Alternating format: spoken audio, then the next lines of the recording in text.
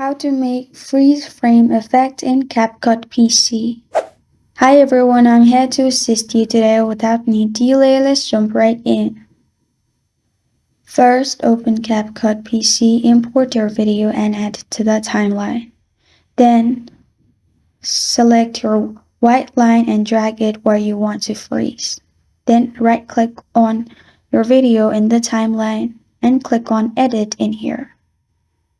After you click on Edit, click on Freeze. After you click on Freeze, where your white cursor was, it will freeze in that frame. After you do that, you can play the video. You can add some effects if you want, and you're good to go.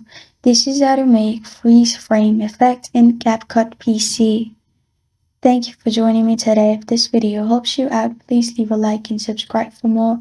Got a question or want to suggest a topic? Comment below. Thank you for watching.